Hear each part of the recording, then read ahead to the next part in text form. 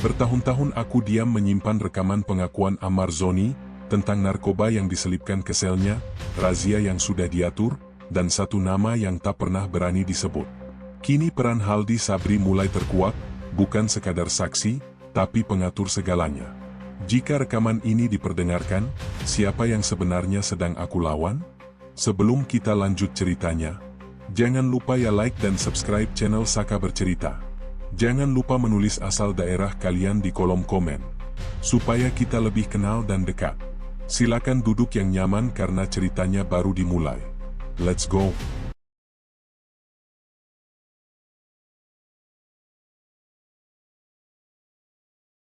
Nama saya Aditya Zoni. Nama yang selama bertahun-tahun memilih berada di belakang layar, menepi dari sorotan, dan berpura-pura tidak tahu apapun tentang kehancuran yang menimpa seseorang yang dulu saya panggil kakak. Saya bukan tokoh penting, bukan pejabat, bukan pula orang yang punya kuasa untuk mengubah hukum. Saya hanyalah mantan adik ipar Iris Bella, seseorang yang pernah berada sangat dekat dengan Ammar Zoni, sebelum segalanya hancur secara perlahan, terencana, dan kejam. Saya menulis dan berbicara hari ini bukan karena berani. Justru sebaliknya. Saya terlalu lama takut. Takut pada nama-nama besar yang tak pernah muncul di pengadilan. Takut pada telepon tanpa suara di tengah malam. Takut pada pesan singkat tanpa pengirim yang hanya berisi satu kalimat pendek, tetapi cukup untuk membuat tangan saya gemetar. Dan yang paling saya takuti adalah rasa bersalah, karena saya tahu sesuatu, tetapi memilih diam. Diam adalah pilihan yang dulu saya yakini sebagai cara bertahan hidup. Saya pikir, dengan menundukkan kepala, badai akan lewat dengan sendirinya. Saya pikir, waktu akan menyembuhkan semuanya. Nyatanya, waktu justru mengubur kebenaran semakin dalam, sementara satu nyawa dibiarkan remuk tanpa pembelaan. Ammar tidak hancur dalam satu malam. Ia dihancurkan perlahan, sistematis, rapi. Seperti seseorang yang tahu persis tombol mana yang harus ditekan untuk membuat seseorang jatuh tanpa sempat bangkit lagi. Saya mengenal Ammar bukan sebagai sosok sempurna. Ia manusia dengan kesalahan, dengan masa lalu yang penuh luka. Namun, saya juga tahu satu hal dengan pasti, apa yang menimpanya bukan semata akibat kelemahan diri, melainkan hasil dari sebuah skenario yang dirancang oleh orang-orang yang menganggap hukum sebagai alat, bukan keadilan. Ketika pertama kali mendengar namanya kembali disebut di berita, saya sedang duduk sendirian di ruang tamu rumah saya. Televisi menyala tanpa benar-benar saya perhatikan, sampai satu kalimat membuat saya berhenti bernapas. Pemindahan ke Nusa Kambangan. Saya mematikan televisi. Ruangan mendadak terasa sempit. Saya tahu arti tempat itu. Semua orang tahu. Itu bukan sekadar penjara. Itu simbol. Pesan tanpa kata yang dikirimkan kepada siapapun yang dianggap terlalu banyak tahu. Malam itu, saya membuka kembali ponsel lama yang sudah lama saya simpan di laci terkunci. Ponsel yang tak pernah saya jual, tak pernah saya ganti, karena di dalamnya tersimpan satu hal yang selama ini saya pura-pura lupakan. Rekaman suara Ammar. Suara yang saya dengar pertama kali bertahun-tahun lalu, di sebuah ruangan sempit, dengan pintu tertutup rapat, dan jantung saya berdetak seolah ingin meloncat keluar dari dada. Saat itu, Ammar berbicara pelan. Bukan karena lelah, tetapi karena takut. Takut ada telinga lain yang mendengar. Dik, kalau suatu hari gue kenapa-kenapa, tolong simpan ini. Kalimat itu terus menghantui saya sampai hari ini. Saya menyimpan rekaman itu bukan karena cerdas, melainkan karena naluri. Naluri bahwa suatu hari, kebenaran akan dibutuhkan. Namun, yang tidak saya sadari, menyimpan kebenaran juga berarti menanggung bebannya sendirian. Setiap hari, setiap malam, banyak orang bertanya, jika nanti saya sudah berbicara, mengapa baru sekarang? Mengapa menunggu begitu lama? Mengapa membiarkan Ammar menghadapi semuanya sendiri? Mereka tidak tahu bagaimana rasanya hidup dengan bayang-bayang. Bagaimana rasanya setiap langkah terasa diawasi. Bagaimana rasanya sadar bahwa satu kesalahan kecil bisa berujung pada sesuatu yang jauh lebih buruk daripada sekadar kehilangan nama baik. Saya pernah mencoba berbicara, tidak ke media, tidak ke publik, hanya ke satu orang yang saya pikir bisa dipercaya. Jawaban yang saya terima sederhana, tetapi dingin. Mas, jangan ikut campur. Ini bukan level kita. Sejak saat itu, saya mengerti. Ada permainan yang jauh lebih besar dari keluarga, lebih besar dari hubungan darah, bahkan lebih besar dari cinta dan pernikahan. Ada kekuasaan yang bekerja tanpa perlu terlihat. Saya melihat bagaimana citra dibangun dengan rapi. Bagaimana senyum dipertontonkan di depan kamera, sementara di baliknya, keputusan-keputusan gelap diambil tanpa ragu. Saya melihat bagaimana seseorang bisa berganti peran, dari penyelamat menjadi algojo, tanpa sedikit pun rasa bersalah. Dan saya memilih diam. Setiap kali Ibu Ammar menangis di depan saya menunduk. Setiap kali nama Ammar disebut dengan nada sinis, saya menggenggam tangan sendiri agar tidak gemetar. Setiap kali publik menghakimi, saya tahu bahwa sebagian dari kebohongan itu bisa saya luruskan, jika saja saya berani. Namun, keberanian tidak selalu datang saat dibutuhkan. Kadang, ia datang terlambat. Terlalu terlambat. Pemindahan Ammar ke Nusa Kambangan adalah titik di mana saya sadar, diam bukan lagi pilihan. Diam bukan lagi perlindungan. Diam adalah bentuk pengkhianatan. Saya tidak tahu apakah setelah ini hidup saya akan tetap sama. Saya tidak tahu siapa saja yang akan merasa terganggu dengan cerita ini. Yang saya tahu hanya satu, jika saya terus diam, maka saya ikut bertanggung jawab atas apapun yang terjadi pada Ammar. Rekaman itu tidak pernah saya rencanakan untuk disimpan selama ini. Awalnya, ia hanyalah jejak suara. Kenangan singkat yang saya pikir akan saya dengarkan sekali, lalu saya hapus agar hati saya tidak terus dihantui. Namun, ada hal-hal yang tidak bisa dihapus begitu saja, bahkan ketika kita berusaha keras melupakannya. Hari itu cuaca mendung. Langit seolah tahu bahwa sesuatu yang berat akan dibicarakan. Saya ingat betul, langkah kaki saya terasa lebih pelan saat melewati lorong panjang menuju ruang besuk. Bau lembab bercampur logam menusuk hidung. Setiap pintu besi yang terbuka dan tertutup seperti penanda bahwa saya sedang masuk ke dunia yang berbeda. Dunia di mana waktu berjalan lambat, tetapi ketakutan bergerak cepat. Ammar sudah duduk di sana ketika saya masuk. Wajahnya lebih tirus dari terakhir kali saya melihatnya. Matanya cekung, tetapi sorotnya masih hidup. Ia tersenyum tipis, senyum yang dipaksakan agar saya tidak ikut runtuh. "Kau kelihatan capek, Di," katanya pelan. Saya ingin menjawab bahwa dialah yang terlihat jauh lebih lelah. Namun, kata-kata itu tertahan di tenggorokan. Saya hanya mengangguk dan duduk di depannya, memisahkan kami dengan meja kecil yang dingin dan tergores di banyak bagian. Meja itu seperti simbol, pembatas antara dunia bebas dan dunia yang dirampas. Awalnya kami berbicara tentang hal-hal ringan. Tentang kabar keluarga. Tentang makanan di luar yang katanya sedang ramai. Tentang hal-hal remeh yang biasanya tidak berarti apa-apa, tetapi saat itu menjadi penopang agar percakapan tidak langsung tenggelam ke dasar yang paling gelap. Namun, saya tahu Ammar tidak memanggil saya hanya untuk itu. Ketika penjaga melangkah menjauh beberapa meter, Ammar mencondongkan tubuhnya sedikit ke depan. Suaranya turun, hampir berbisik. "Ada yang harus gue ceritain.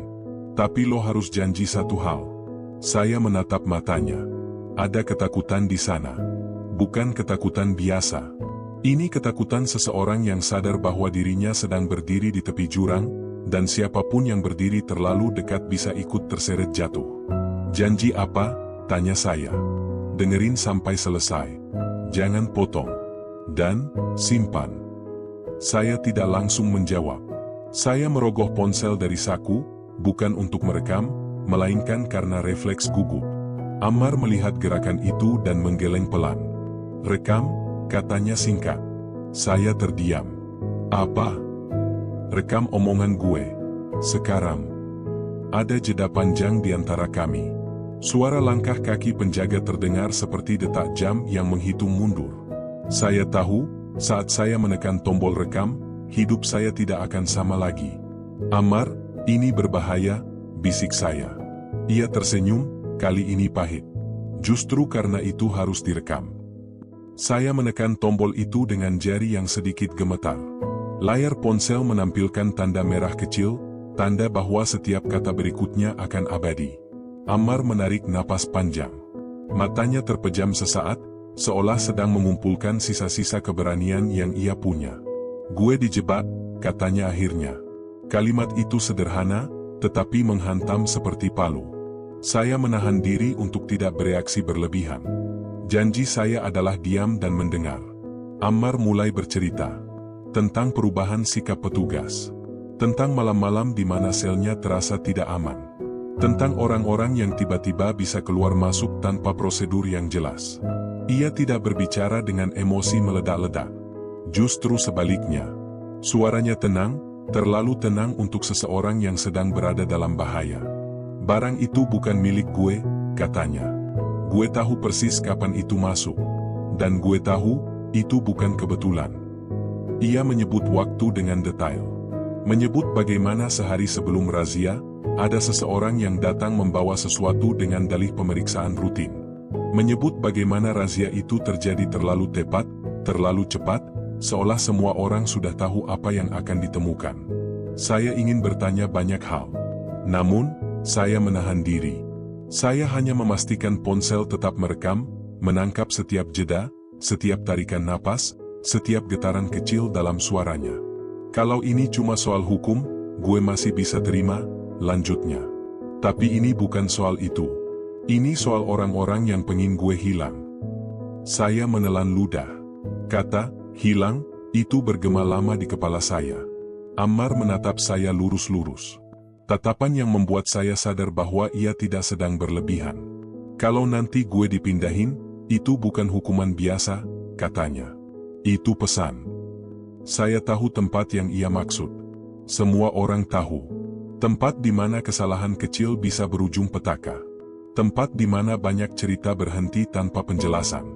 "Ada nama yang terlibat," lanjut Ammar. Ia berhenti sejenak, lalu melanjutkan dengan suara lebih rendah.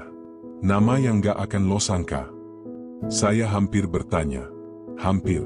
Namun, Ammar mengangkat tangannya sedikit, isyarat agar saya tetap diam.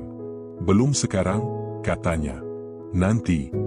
Ketika waktu besuk hampir habis, Ammar tiba-tiba menggenggam tangan saya. Cengkeramannya kuat, jauh lebih kuat dari yang saya kira.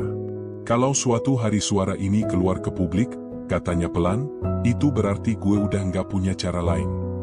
Saya ingin meyakinkannya bahwa semuanya akan baik-baik saja. Namun, saya tahu itu bohong. Saya mematikan rekaman tepat ketika penjaga mendekat. Tanda merah di layar menghilang, tetapi beban di dada saya justru semakin berat. Sejak hari itu, rekaman itu menjadi bayangan yang selalu mengikuti saya. Saya memindahkannya ke beberapa tempat. Saya menyimpannya dengan nama yang tidak mencurigakan. Saya menjaganya seperti menjaga sesuatu yang rapuh, tetapi berbahaya. Setiap kali saya mendengarnya kembali, suara Ammar terdengar semakin jelas. Bukan hanya kata-katanya, tetapi ketakutan yang ia coba sembunyikan. Dan setiap kali itu pula, satu pertanyaan terus berputar di kepala saya. Jika kebenaran ini sampai keluar, siapa yang akan pertama kali jatuh? Ammar selalu mengatakan bahwa firasat adalah bahasa paling jujur yang dimiliki manusia. Ia tidak membutuhkan bukti, tidak memerlukan logika yang rumit. Firasat hadir begitu saja, seperti bisikan yang tak terlihat, tetapi terasa nyata. Dan malam sebelum razia itu, firasat Ammar berteriak keras di dalam kepalanya. Saya mengetahui semua itu bukan dari cerita orang lain, melainkan dari suaranya sendiri. Dari rekaman lanjutan yang ia sampaikan beberapa hari setelah pertemuan kami. Suara yang terdengar lebih pelan, lebih berhati-hati, seolah setiap dinding di sekelilingnya memiliki telinga. "Malam itu beda, Dick," katanya dalam rekaman. "Gue ngerasain sesuatu yang gak pernah gue rasain sebelumnya." Ia menceritakan bagaimana sore menjelang malam berjalan tidak seperti biasanya. Lapas Salemba, yang selama ini ia kenal sebagai tempat penuh rutinitas membosankan, mendadak terasa hidup, terlalu hidup. Petugas mondar-mandir lebih sering. Pintu-pintu dibuka lebih lama. Tatapan mata yang biasanya kosong berubah menjadi waspada. Hal-hal kecil yang mungkin luput dari perhatian orang lain justru menjadi alarm bagi seseorang yang hidupnya bergantung pada kepekaan. Ada petugas yang biasanya nggak pernah nyapa, tiba-tiba senyum, lanjut Ammar. Dan ada juga yang biasanya santai, malah kelihatan tegang. Ia tidak langsung berpikir buruk.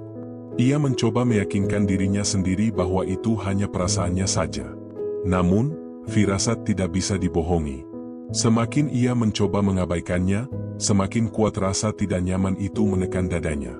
Malam itu, seseorang datang ke selnya dengan dalih pemeriksaan rutin.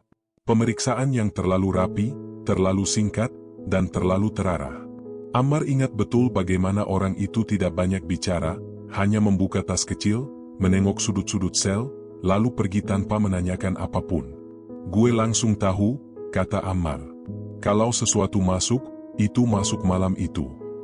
Ia tidak melihat secara langsung. Tidak memegang barang itu. Tidak mencium bau apapun yang mencurigakan. Namun, ia tahu. Seperti seseorang yang tahu ada ular di balik batu, meski belum melihat kepalanya. Yang membuatnya semakin yakin adalah waktu. Razia itu datang keesokan harinya. Terlalu cepat. Terlalu tepat. Dalam rekaman, Ammar tertawa kecil. Tawa yang tidak mengandung humor, hanya kepahitan. Razia biasanya nggak pernah secepat itu, katanya. Ada jarak. Ada tanda-tanda. Tapi ini, kayak udah dijadwalin. Saya mendengarkan rekaman itu berulang kali.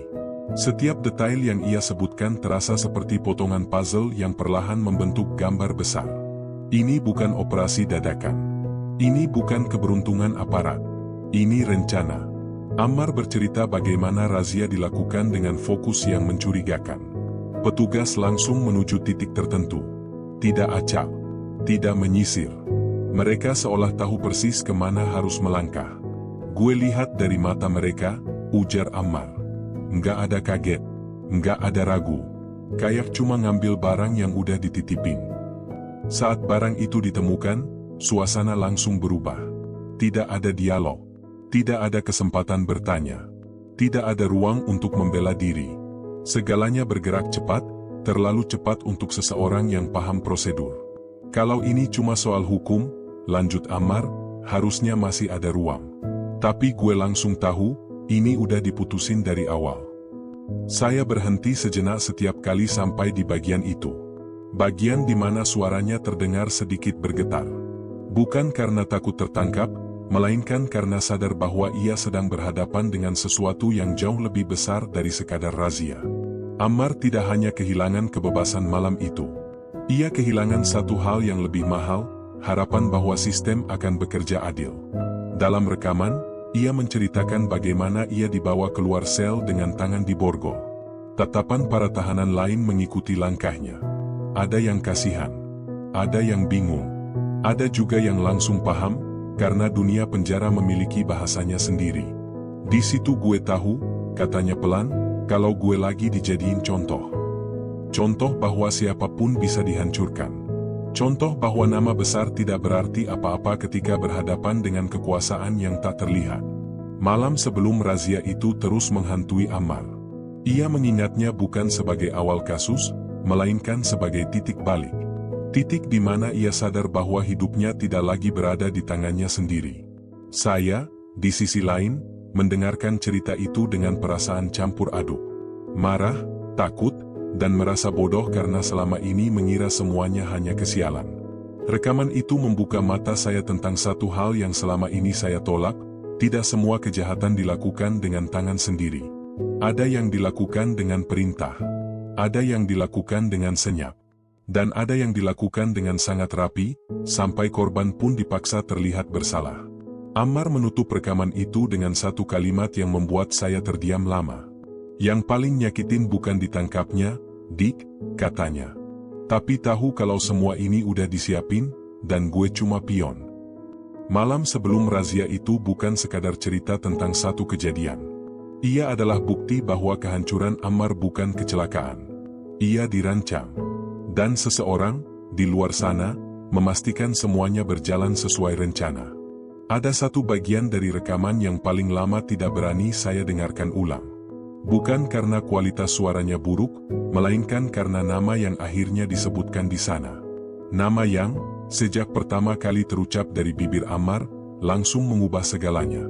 Mengubah cara saya memandang masa lalu, dan memaksa saya menerima kenyataan bahwa kehancuran ini tidak datang dari arah yang jauh, melainkan dari lingkaran terdekat. Rekaman itu dibuat beberapa hari setelah razia. Suara Ammar terdengar lebih lelah, tetapi juga lebih mantap. Seolah ia sudah melewati fase penyangkalan, dan kini hanya ingin satu hal, kebenaran tersimpan, meski mungkin tidak sempat ia saksikan sendiri. "Dick," katanya dalam rekaman, "kalau nanti gue sebut nama ini, jangan kaget." Saya ingat betul bagaimana jantung saya berdetak lebih cepat saat pertama kali mendengarnya. Padahal saya hanya mendengarkan ulang, sendirian, di dalam mobil dengan jendela tertutup rapat. Namun, rasa was-was itu tetap nyata, seolah seseorang bisa mendengar apa yang diputar di ponsel saya. Ammar berhenti sejenak sebelum melanjutkan. Saya bisa mendengar tarikan napasnya. Dalam. Semua ini nggak akan kejadian tanpa persetujuan Haldi Sabri. Nama itu meluncur begitu saja, tanpa emosi berlebihan. Justru itulah yang membuatnya terasa lebih menakutkan. Tidak ada teriakan. Tidak ada makian. Hanya pernyataan. Saya mematikan rekaman saat itu. Refleks. Saya butuh waktu untuk mencerna. Haldi Sabri bukan orang asing bagi saya. Ia bukan nama yang saya dengar dari gosip atau berita samar. Ia adalah bagian dari kehidupan keluarga yang dulu saya kenal. Orang yang sering muncul dengan senyum rapi dan tutur kata tenang. Mendengar namanya disebut dalam konteks ini seperti menyadari bahwa seseorang yang kita anggap berdiri di sisi terang, ternyata sudah lama berjalan di lorong gelap. Saya menyalakan kembali rekaman itu setelah beberapa menit. Tangan saya dingin. Keringat dingin merambat di punggung. Ammar melanjutkan ceritanya dengan detail yang membuat saya sulit bernapas. "Dia nggak pernah pegang barangnya langsung," kata Ammar. "Orang kayak dia nggak perlu kotorin tangan." Ammar menjelaskan bahwa keterlibatan Haldi Sabri bukan dalam bentuk kasar atau terbuka. Tidak ada pertemuan mencurigakan. Tidak ada ancaman langsung. Semua dilakukan melalui jalur yang tidak meninggalkan jejak. Orang-orang perantara. Perintah yang disampaikan seolah-olah hanya saran. "Gue tahu karena pola," lanjutnya. "Karena waktu razia itu nggak mungkin kebetulan." Ia menyebut bagaimana beberapa keputusan penting terjadi terlalu berdekatan dengan momen-momen tertentu dalam kehidupan pribadi Haldi Sabri. Keputusan hukum yang biasanya membutuhkan waktu lama, tiba-tiba berjalan cepat. Pasal yang biasanya tidak digunakan, mendadak muncul. Semua itu membentuk satu garis lurus yang mengarah ke satu nama. Saya teringat pada percakapan lama. Percakapan yang dulu saya anggap biasa. Ucapan-ucapan yang terdengar santai, tetapi kini terasa seperti potongan peringatan yang saya abaikan. Masalah lama harus dibereskan, begitu kira-kira kalimat yang pernah saya dengar. Saat itu, saya tidak pernah berpikir bahwa yang dimaksud dengan dibereskan adalah menghancurkan seseorang sampai tidak memiliki ruang untuk melawan. Ammar dalam rekaman terdengar semakin pelan, seolah takut kata-katanya bocor ke udara. "Tujuannya bukan gue masuk penjara," katanya. "Gue udah di penjara." Kalimat itu berhenti sebentar, lalu dilanjutkan dengan suara lebih berat. "Tujuannya gue nggak keluar." Saya menutup mata saat mendengar itu. Selama ini, banyak orang berpikir bahwa kasus Ammar adalah tentang hukuman, tentang konsekuensi. Namun, dari suaranya, saya tahu, ini tentang pemutusan. Memutus masa depan. Memutus kemungkinan. Ammar tidak menuduh tanpa alasan. Ia menyebut bagaimana alur uang bergerak. Tidak dengan angka, tidak dengan bukti tertulis, tetapi dengan keputusan-keputusan yang selalu menguntungkan satu pihak. Ia menyebut bagaimana orang-orang yang sebelumnya tidak peduli mendadak aktif. "Ini bukan soal dendam," katanya. "Ini soal bersihin jalan." Kalimat itu mengendap lama di kepala saya. Membersihkan jalan. Jalan menuju apa? Kekuasaan? Bisnis? Atau citra bersih yang dibangun di atas reruntuhan orang lain? Nama Haldi Sabri dalam rekaman itu bukan sekadar tersangka. Ia adalah simbol dari sesuatu yang lebih besar. Kemampuan seseorang untuk mengatur hidup orang lain tanpa perlu muncul ke permukaan. Setelah mendengar rekaman itu untuk pertama kalinya, saya tidak tidur semalaman. Saya memutar ulang percakapan lama. Saya mencoba mengingat setiap momen, setiap ucapan, setiap senyum yang dulu saya anggap tulus. Dan untuk pertama kalinya, saya merasakan ketakutan yang berbeda. Bukan ketakutan karena Ammar di penjara. Melainkan ketakutan karena menyadari bahwa orang yang memiliki kekuasaan tidak selalu terlihat kejam. Kadang, mereka justru tampil paling rapi. Ketika sebuah pernikahan diumumkan ke publik, orang-orang melihatnya sebagai awal baru. Lembaran bersih. Kesempatan kedua. Senyum, janji, dan doa yang mengiringi langkah dua manusia menuju masa depan. Namun, dari sudut pandang saya, ada pernikahan yang tidak pernah benar-benar tentang cinta. Ada pernikahan yang lahir sebagai strategi. Nama itu kembali muncul di kepala saya setiap kali saya mendengar kabar tentang kehidupan yang tampak sempurna di layar kaca. Saya tidak ingin menyebutnya berulang-ulang, bukan karena takut, melainkan karena saya ingin pembaca memahami satu hal, kekuasaan tidak selalu hadir dalam bentuk ancaman. Kadang, ia datang dalam balutan kebahagiaan. Dalam rekaman lanjutan, Ammar tidak berbicara panjang soal pernikahan itu. Ia hanya menyinggungnya sebagai konteks. Namun, justru konteks itulah yang membuka mata saya. "Lo sadar enggak, Dik?" katanya pelan, "semua ini kejadian pas timingnya pas." Timing. Kata sederhana yang sering kita abaikan. Padahal, dalam dunia orang-orang berkuasa, timing adalah segalanya. Saya mengingat kembali masa-masa sebelum itu. Percakapan di meja makan. Raut wajah yang selalu tenang.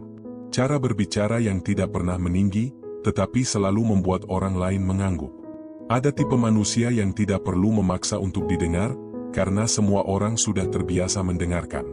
Saya dulu mengira itu karisma. Kini saya tahu, itu kendali. Ammar menjelaskan bahwa sejak rencana pernikahan itu mulai dibicarakan, ada perubahan yang sulit dijelaskan dengan logika biasa. Orang-orang tertentu mendadak lebih mudah dihubungi. Proses yang biasanya berlarut-larut menjadi singkat. Pintu-pintu yang dulu tertutup, tiba-tiba terbuka tanpa perlu diketuk terlalu keras.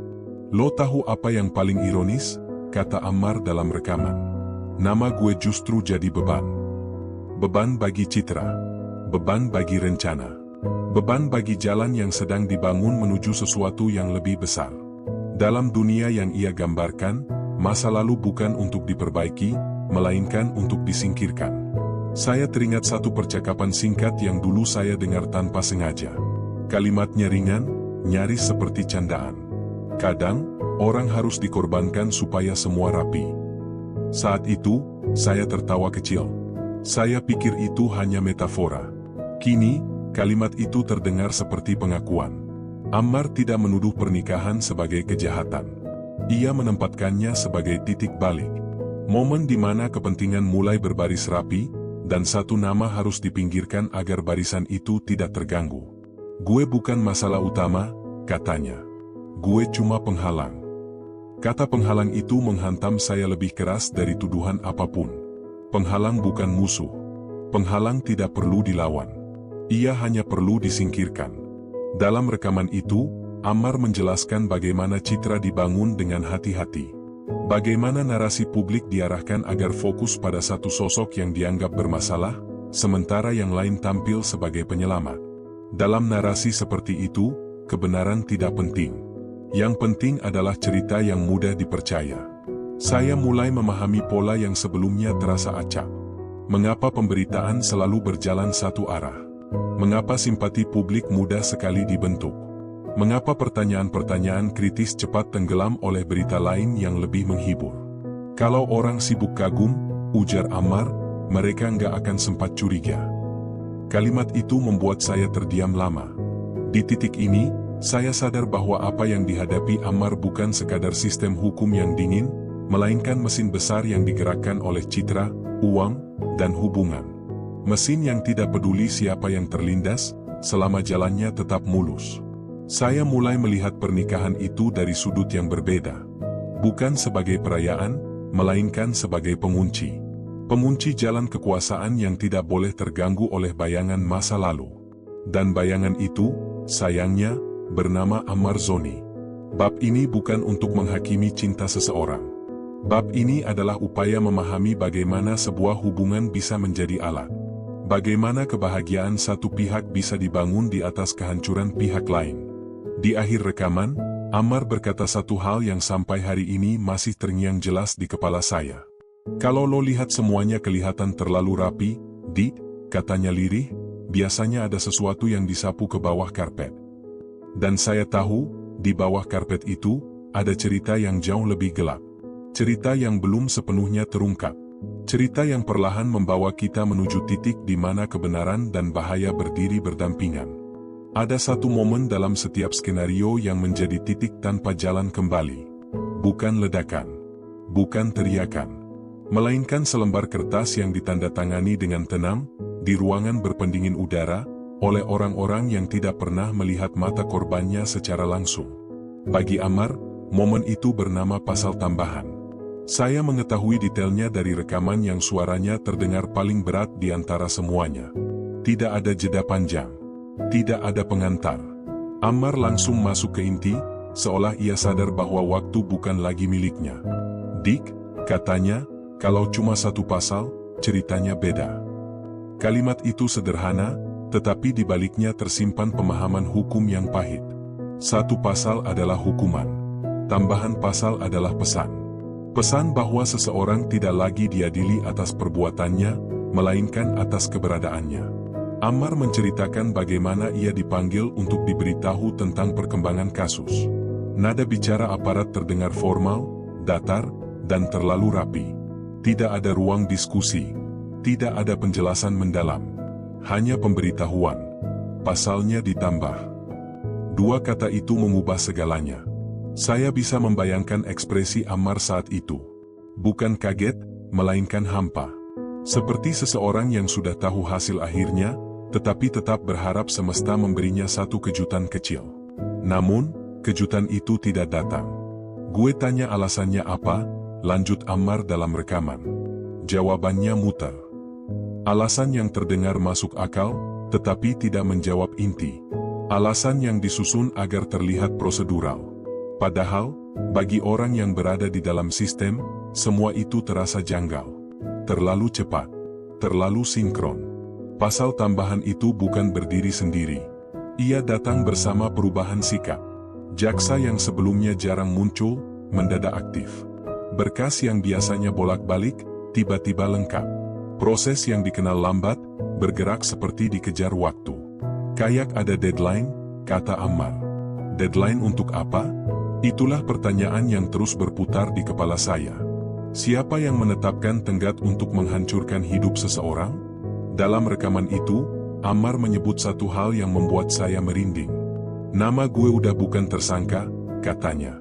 "Gue udah jadi simbol. Simbol dari ketegasan. Simbol dari ketertiban. Simbol bahwa hukum berjalan tanpa pandang bulu." Padahal, justru sebaliknya, ia sedang digunakan dengan sangat selektif. Saya berhenti sejenak setiap kali mendengar bagian ini. Saya membayangkan betapa sunyinya posisi Ammar. Di satu sisi, ia tahu dirinya dijebak. Di sisi lain, ia harus menyaksikan jebakan itu disahkan oleh aturan yang seharusnya melindungi. Ammar menjelaskan bagaimana pasal tambahan itu membuka jalan bagi hukuman yang jauh lebih berat. Bukan hanya soal lamanya waktu, melainkan konsekuensi lanjutan yang menyertainya. Pemindahan, pengamanan khusus, label yang tidak akan pernah hilang. "Dari situ gue tahu," katanya, "targetnya bukan bikin gue kapok. Targetnya bikin gue selesai." Kata selesai itu tidak ia ucapkan dengan nada dramatis. Justru datar. Seolah ia sudah berdamai dengan kemungkinan terburuk. Saya, yang mendengarkan di luar sana, justru tidak bisa berdamai dengan apapun. Rekaman itu membuat dada saya sesak. Untuk pertama kalinya, saya menyadari bahwa semua ini sudah melampaui fitnah. Ini adalah eksekusi perlahan, dengan stempel resmi. Dalam salah satu bagian rekaman, Ammar tertawa kecil. Tawa yang membuat saya ingin menghentikan pemutaran. "Lucunya," katanya, "mereka masih ngomong soal keadilan." Saya mematikan ponsel saat itu. Saya butuh udara. Saya keluar rumah, berdiri di teras, menatap jalan yang sepi. Dunia di luar terlihat normal. Orang-orang lewat. Lampu menyala. Tidak ada yang tahu bahwa di balik ketenangan itu, sebuah hidup sedang dihancurkan dengan rapi. Pasal tambahan adalah titik di mana saya sadar, rekaman ini bukan lagi sekadar kesaksian. Ia adalah bukti niat. Niat untuk memastikan Ammar tidak punya ruang bernapas, tidak punya celah untuk membela diri. Ammar menutup rekaman itu dengan satu kalimat yang sampai hari ini masih membekas di kepala saya. "Kalau nanti lo dengar kabar gue dipindahin," katanya pelan, "jangan kaget." Kalimat itu adalah peringatan. Dan seperti semua peringatan yang datang terlambat, ia tidak memberi kesempatan untuk mencegah apapun. Ia hanya memberi waktu untuk bersiap. Tidak ada satupun kalimat dalam rekaman Ammar yang terdengar lebih sunyi daripada saat ia menyebut satu kata itu, Nusa Kambangan. Bukan karena ia mengucapkannya dengan suara gemetar, melainkan karena ia mengucapkannya dengan kepasrahan yang dingin. Seperti seseorang yang akhirnya tiba di ujung peta, di tempat di mana semua kemungkinan berhenti. Rekaman itu saya dengarkan pertama kali pada dini hari. Rumah dalam keadaan sepi. Lampu sengaja saya redupkan. Bukan untuk menciptakan suasana, melainkan karena entah mengapa, cahaya terang terasa tidak pantas untuk cerita seperti ini. "Dik," suara Ammar terdengar lebih berat dari biasanya, "mereka udah mutusin." Saya tahu apa maksudnya bahkan sebelum ia melanjutkan. Pasal tambahan adalah pintu. Pemindahan adalah lorong panjang setelahnya. Dan Nusa Kambangan adalah ujung lorong itu. "Pemindahan gue udah di atas meja," katanya. "Bukan wacana. Bukan ancaman." Ia menjelaskan bahwa pemberitahuan itu datang tanpa emosi, tanpa penjelasan panjang. Seolah memindahkan seseorang ke tempat paling berbahaya di negeri ini, hanyalah urusan administrasi biasa. Tidak ada ruang bertanya. Tidak ada ruang menolak. Dalam rekaman, saya bisa mendengar suara napasnya sedikit tidak beraturan. Bukan panik, tetapi tertekan. "Lo tahu kan reputasi tempat itu," katanya. "Gue nggak perlu jelasin." Saya tahu. Semua orang tahu. Nusa Kambangan bukan sekadar lapas dengan keamanan tinggi. Ia adalah simbol akhir.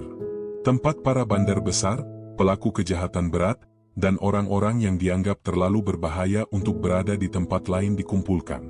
Di sana, hukum bukan lagi soal rehabilitasi.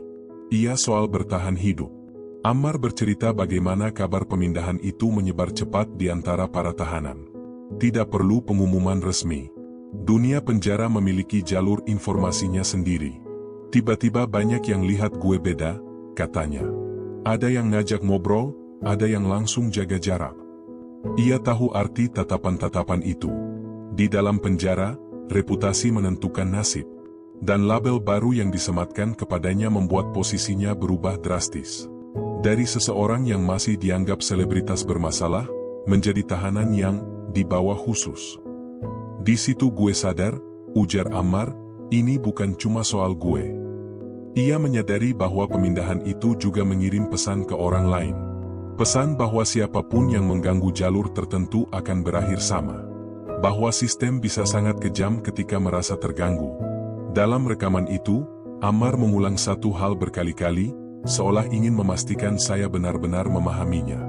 "Dik, Nusa Kambangan itu bukan hukuman lanjutan," katanya. "Itu pembungkaman." Saya berhenti sejenak saat mendengar bagian itu. Kata pembungkaman terasa terlalu tepat, terlalu jujur.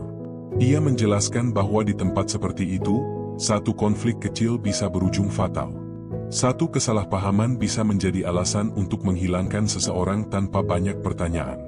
"Kalau gue kenapa-kenapa di sana," katanya pelan, "ceritanya bakal selesai. Selesai tanpa jawaban. Selesai tanpa klarifikasi. Selesai dengan stigma yang sudah terlanjur melekat." Saya menekan tombol jeda. Tangan saya bergetar. Untuk pertama kalinya sejak menyimpan semua rekaman ini, saya merasa benar-benar takut. Bukan hanya untuk Ammar, tetapi untuk diri saya sendiri. Karena jika ancaman sebesar itu bisa diarahkan padanya, apa artinya keselamatan bagi orang yang memegang suaranya? Saya melanjutkan rekaman itu dengan napas tertahan. Ammar menceritakan malam terakhirnya sebelum pemindahan. Tidak ada drama. Tidak ada keributan. Ia hanya duduk sendirian, memandangi dinding sel yang sudah ia hafal setiap retaknya. Ia menuliskan beberapa nama di kepalanya. Keluarga. Orang-orang yang pernah ia cintai. Orang-orang yang mungkin tidak akan pernah ia temui lagi. Yang paling berat, katanya, bukan takut mati. Ia berhenti sejenak. Yang paling berat itu mati dalam keadaan difitnah. Kalimat itu menghantam saya lebih keras dari apapun. Selama ini, publik mungkin melihat Ammar sebagai pelaku yang pantas menerima akibat. Namun, di balik tembok penjara, ia hanyalah seorang manusia yang ingin satu hal sederhana, kebenaran. Dalam bagian akhir rekaman, Ammar berbicara langsung kepada saya, bukan sebagai saksi, tetapi sebagai adik. Kalau suatu hari lo ngerasa udah waktunya, katanya lirih, keluarin aja semuanya. Saya menutup mata. Saya tahu betul apa arti kalimat itu. Ia sedang menyiapkan saya untuk kemungkinan terburuk. Ia sedang menyerahkan hidupnya pada satu keputusan yang belum berani saya ambil saat itu. Pemindahan Ammar ke Nusa Kambangan akhirnya benar-benar terjadi. Berita itu muncul singkat, tanpa detail, tanpa penjelasan panjang. Seolah itu hal biasa. Namun, bagi saya, hari itu adalah hari di mana rasa bersalah berubah menjadi kemarahan. Saya tidak lagi melihat ini sebagai tragedi pribadi. Ini adalah peringatan keras tentang bagaimana kekuasaan bekerja ketika merasa aman dari sorotan. Bagaimana satu nyawa bisa dijadikan alat untuk memastikan jalur tetap bersih. Rekaman terakhir itu tidak pernah saya simpan bersama yang lain. Bukan karena isinya berbeda secara teknis, melainkan karena bobotnya terlalu berat untuk disatukan. Ia seperti kunci terakhir yang membuka semua pintu, sekaligus alarm yang menandai bahwa setelah ini, tidak ada lagi ruang aman.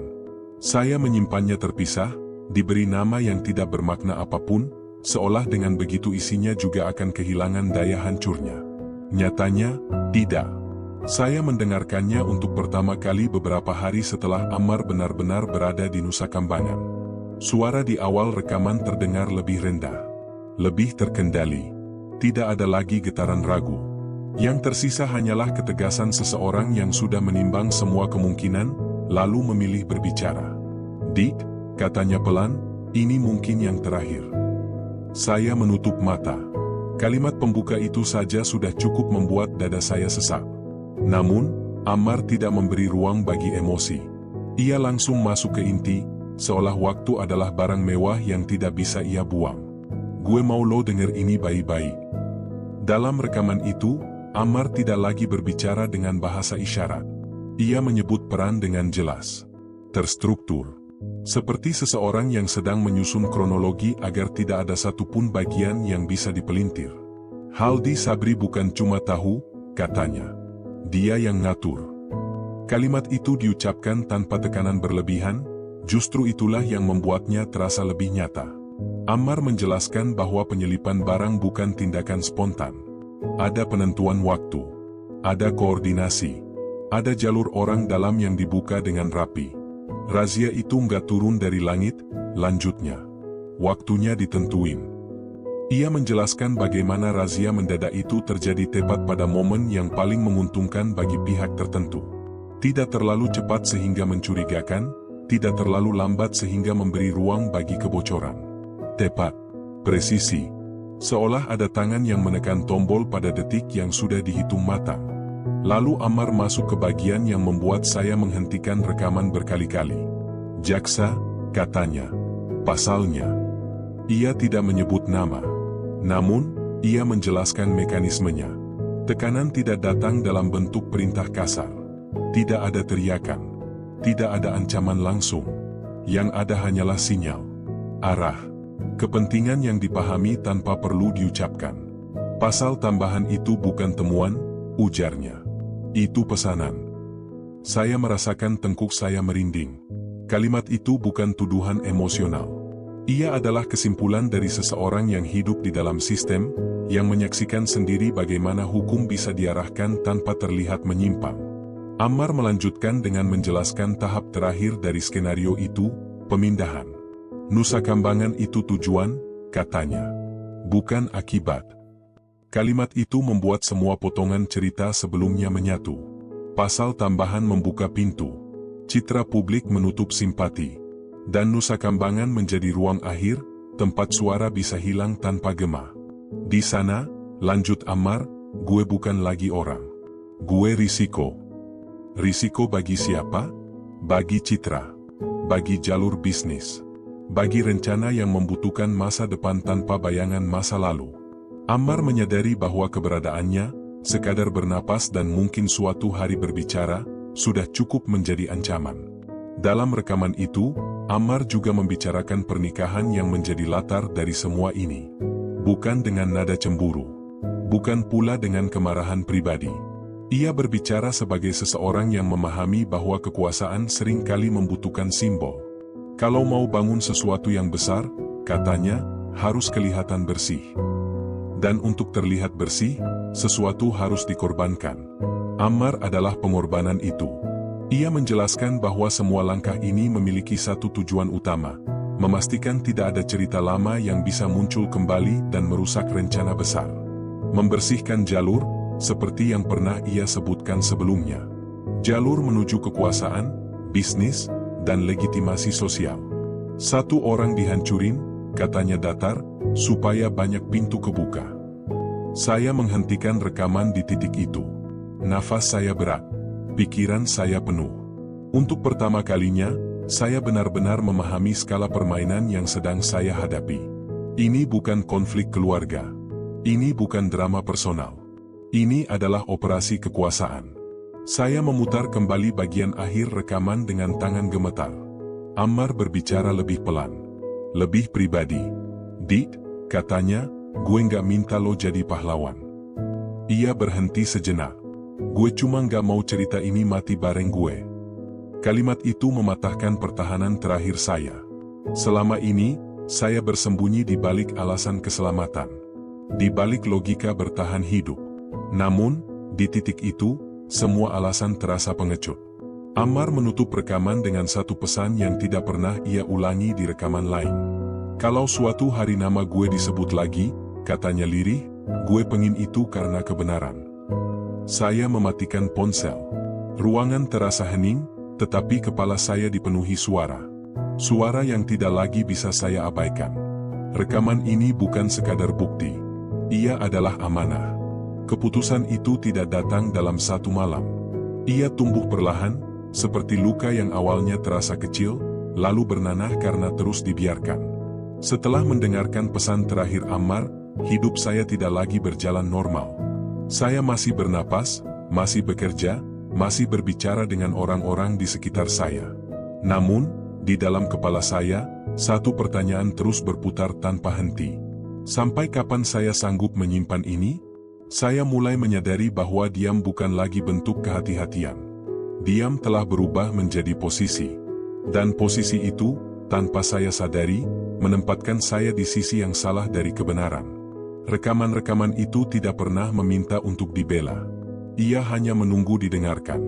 Namun, saya tahu betul, ketika suara itu keluar ke ruang publik, ia tidak akan berjalan sendirian. Ia akan membawa nama, tuduhan, kemarahan, dan ancaman. Saya tidak naif. Saya tahu konsekuensinya. Beberapa hari setelah saya mulai memindahkan kembali file-file itu ke satu perangkat khusus, hal-hal kecil mulai terasa janggal. Nomor tak dikenal menelepon, lalu terputus tanpa suara. Pesan singkat masuk tanpa isi. Mobil yang sama beberapa kali melintas di depan rumah saya pada jam yang tidak biasa. Mungkin semua itu kebetulan. Mungkin juga tidak. Yang jelas, rasa takut yang dulu membuat saya diam, kini berubah bentuk. Ia tidak lagi membekukan. Ia mendorong. Mendorong saya untuk segera mengambil keputusan sebelum saya kembali mencari alasan untuk mundur. Saya memilih orang pertama yang saya hubungi dengan sangat hati-hati.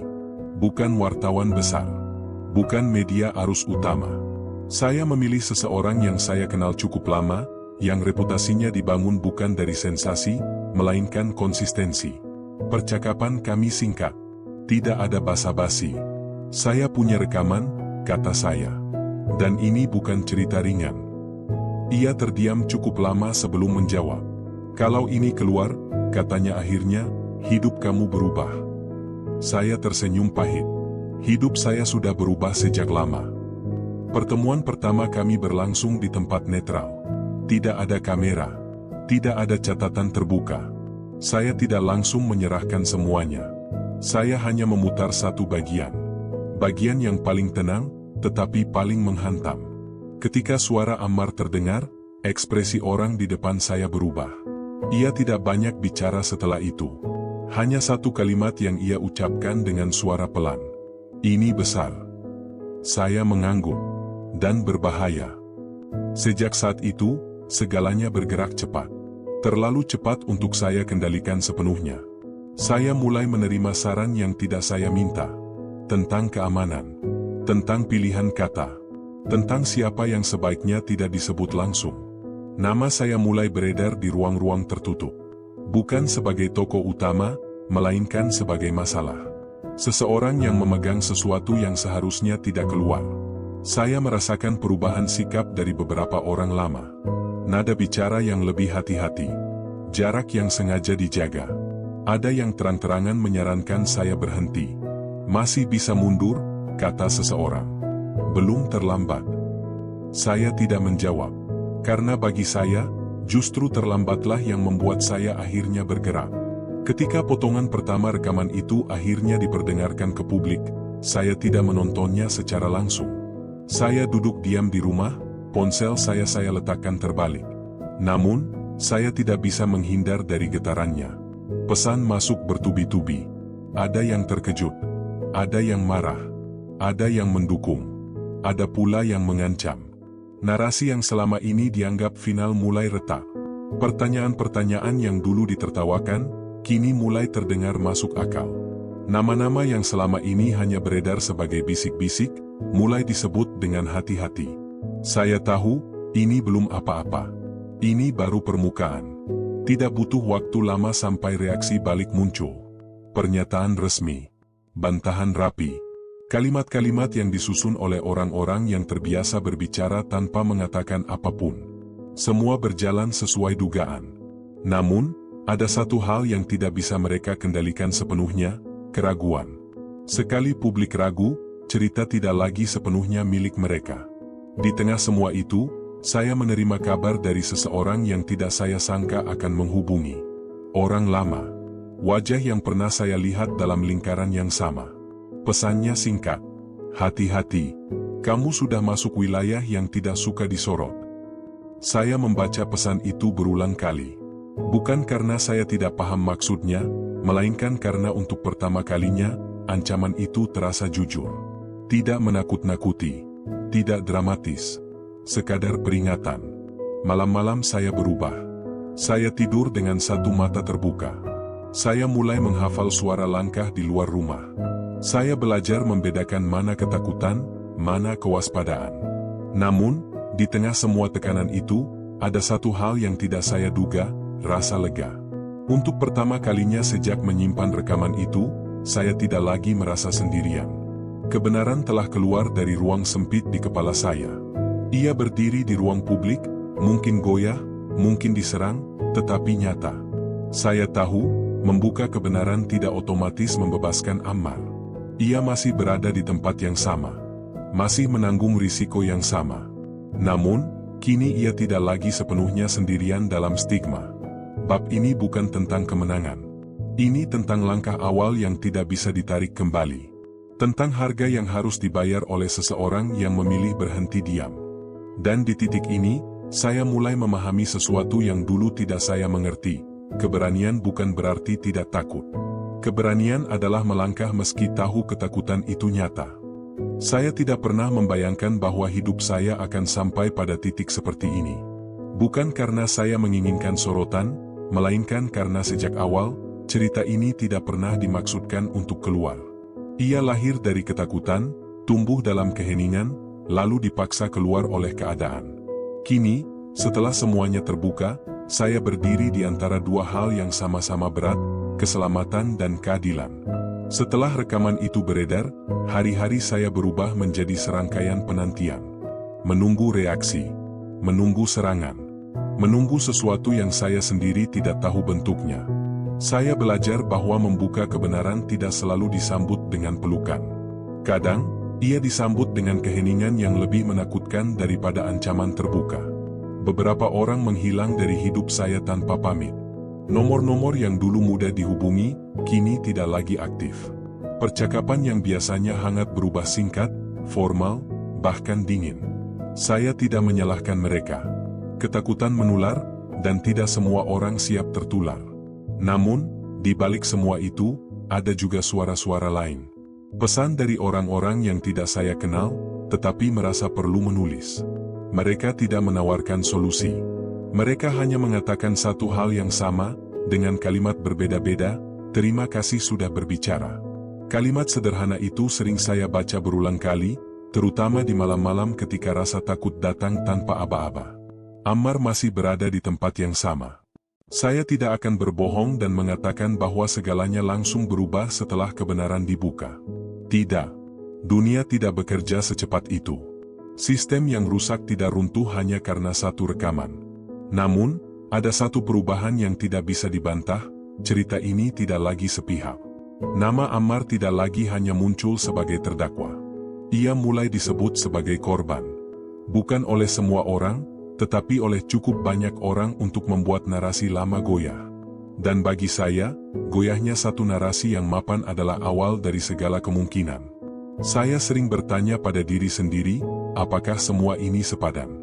Apakah risiko yang saya ambil sebanding dengan hasil yang belum tentu datang? Apakah saya telah melakukan hal yang benar, atau hanya menukar satu bentuk ketenangan dengan bentuk ketakutan yang lain? Jawabannya tidak pernah sederhana. Ada hari-hari ketika saya ingin semuanya berhenti. Ketika saya ingin kembali menjadi Aditya yang tidak dikenal, yang hidupnya tenang, yang tidak menyimpan rahasia berbahaya di dalam ponselnya. Namun, ada juga hari-hari ketika saya yakin, sedetik pun saya tidak menyesal. Karena pada akhirnya, keadilan bukan selalu tentang hasil akhir. Kadang, ia tentang keberanian untuk memulai. Saya sadar, cerita ini mungkin tidak akan berakhir dengan kemenangan yang dramatis. Tidak ada jaminan bahwa semua pihak yang terlibat akan dimintai pertanggungjawaban. Tidak ada kepastian bahwa Ammar akan mendapatkan keadilan yang utuh. Namun, ada satu hal yang pasti, kebenaran tidak lagi terkunci. Dan kebenaran yang sudah keluar, sekecil apapun, memiliki caranya sendiri untuk bertahan. Saya menulis bab terakhir ini bukan untuk menutup cerita, melainkan untuk menegaskan posisi saya. Saya bukan pahlawan. Saya bukan hakim. Saya hanyalah seseorang yang terlalu lama diam, lalu akhirnya memilih untuk berbicara. Jika ada satu pelajaran yang saya dapat dari semua ini, itu adalah bahwa kekuasaan paling berbahaya bukanlah yang terlihat kejam, melainkan yang terlihat normal. Yang bekerja rapi. Yang bersembunyi di balik prosedur, citra, dan senyum yang dipoles dengan baik. Ammar pernah berkata kepada saya, jauh sebelum semua ini terjadi, bahwa hidup manusia seringkali ditentukan oleh siapa yang lebih dulu menguasai cerita. Saat itu, saya tidak sepenuhnya memahami maksudnya. Kini, saya mengerti. Cerita bisa menyelamatkan. Cerita juga bisa membunuh. Dengan membuka cerita ini, saya memilih untuk tidak lagi membiarkan satu versi menjadi satu-satunya kebenaran. Saya memilih untuk mempercayai bahwa publik berhak mendengar lebih dari satu sisi, meski sisi itu tidak nyaman. Apakah saya aman sepenuhnya? Saya tidak tahu. Apakah keadilan akan datang? Saya juga tidak tahu. Namun, saya tahu satu hal dengan pasti, jika saya tetap diam, saya akan kehilangan diri saya sendiri.